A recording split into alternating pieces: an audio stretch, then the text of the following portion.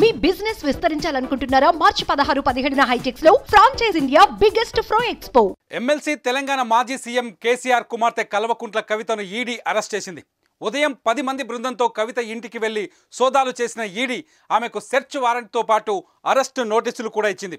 సాయంకాలం వరకు కవిత ఇంట్లో సోదాలు చేసిన ఈడీ అధికారులు కొద్దిసేపటి క్రితం ఆమెను అరెస్టు చేసినట్టు ప్రకటించింది. కవిత అరెస్టు విషయం తెలియడంతోనే ఆమె ఇంటి దగ్గర ఉద్రిక్త వాతావరణం నెలకొంది. కవిత అరెస్టుకు నిరసనగా బీఆర్ఎస్ శ్రేణులు ఆందోళన చేస్తున్నాయి. బీఆర్ఎస్ నేతలు అక్కడే ధర్నా చేస్తున్నారు. భారీ ఎత్తున పోలీసులను మోహరించారు. అక్కడ పరిస్థితి ఉద్రిక్తంగా కనిపిస్తుంది. అయితే కవితను ఈ రాత్రికే హైదరాబాద్ నుంచి ఢిల్లీకి తరలించాలని ఈడీ భావిస్తోంది. ఇప్పటికే సాయంత్రం 8:45 ఫ్లైట్ కూడా బుక్ చేసినట్టు సమాచారం అందుతోంది. ప్రస్తుతం కవిత ఇంటికి మాజీ మంత్రి, ఆమె సోదరుడు, బీఆర్ఎస్ వర్కింగ్ ప్రెసిడెంట్ కేటీఆర్ చేరుకున్నారు. కేటీఆర్తో పాటు హరీష్ రావు కూడా అక్కడ ఉన్నారు.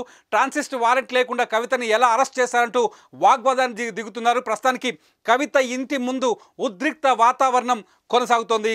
లిక్కర్ స్కామ్లో ఈడీ కవితని అరెస్ట్ చేసినట్టుగా ప్రకటించింది.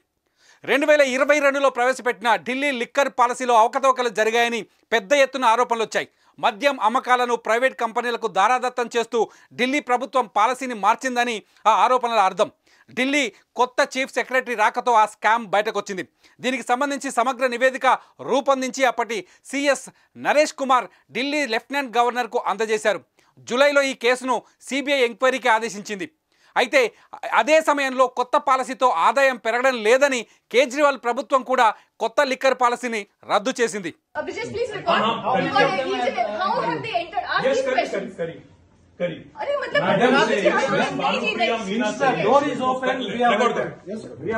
Madam Bhanupriya Meena says,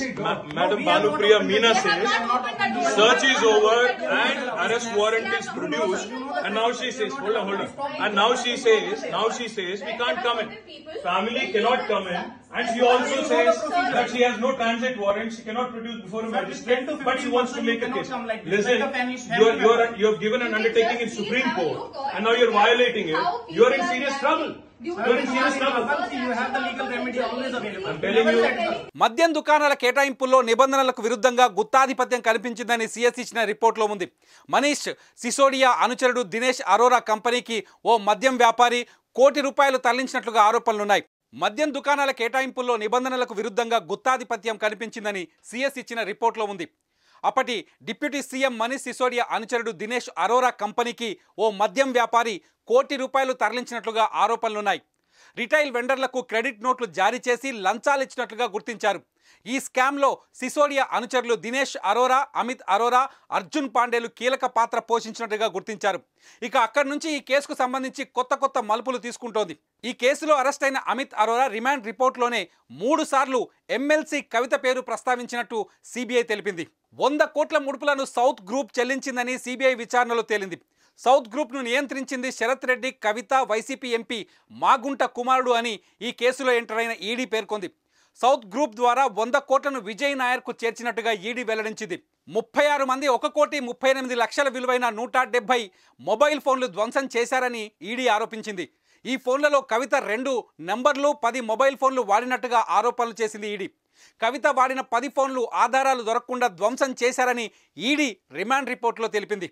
ఈ కేసులో కీలకమైన ₹100 కోట్ల అమిత్ అరోరా ద్వారా విజయ్ నాయర్కు చేర్చినట్టుగా ఈడీ గుర్తించింది. ఇందుకోసం ప్రత్యేకంగా ఫోన్స్ ఉపయోగించారని, వాటిని మార్చారని, ధ్వంసం చేశారని ఈడీ చెబుతోంది. సౌత్ గ్రూప్ నుంచి ముడుపులు చెల్లించిన వారిలో అరబిందో, శరత్ రెడ్డితో పాటు కవిత పేరును ఈడీ అమిత్ అరోరా రిమాండ్ రిపోర్టులో పేర్కొంది. తాజాగా ఎమ్మెల్సీ కవిత ఇంట్లో ఈడీ సోదాలు చేసింది. కవిత ఇంట్లో ఈడీ అధికారులు భారీగా సోదాలు నిర్వహించారు. ఈడీ జాయింట్ డైరెక్టర్ నేతృత్వంలో ఈ సోదాలు కొనసాగాయి. ఎమ్మెల్సీ కవిత పిటిషన్పై విచారణను ఈ నెల 19కి వాయిదా వేసింది సుప్రీంకోర్టు. ఢిల్లీ లిక్కర్ స్కామ్లో ఈడీ సమన్లు రద్దు చేయాలని పిటిషన్ వేశారు కవిత. సిఆర్పిసి నిబంధనల ప్రకారం విచారణ జరపడం లేదని కవిత ఆరోపించారు.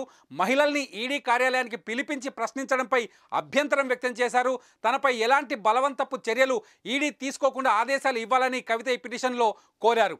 గతంలో ఒకసారి కవిత నివాసంలోనే కవితను విచారించిన సిబిఐ 2022 డిసెంబర్ 11న కవిత నివాసంలో స్టేట్మెంట్ కూడా రికార్డ్ చేసింది. 14 నెలల తర్వాత కవితకు రెండోసారి ఫిబ్రవరిలో నోటీసులు అందించింది ఈడీ. అయితే ఈడీ నోటీసు ఇచ్చిన నెల రోజులకే సిబిఐ మరో నోటీసు జారీ చేసింది. తాజాగా ఎమ్మెల్సీ కవిత ఇంట్లో 10 మంది ఐటీ అధికారులతో ఢిల్లీ నుంచి వచ్చిన ఈడీ అధికారులు సోదాలు నిర్వహించారు. కవితని అరెస్ట్ చేస్తున్నట్టుగా కొద్దిసేపటి క్రితం ప్రకటించారు. ఈ సాయంత్రం 8:45 ప్రత్యేక ఫ్లైట్లో కవితని ఢిల్లీకి తరలించే అవకాశం ఉంది. కవితని అరెస్ట్ చేసినట్టుగా కొద్దిసేపు కవిత ఇంటి ముందు ప్రస్తుతం ఉద్రిక్త వాతావరణం కొనసాగుతోంది. Yes, correct.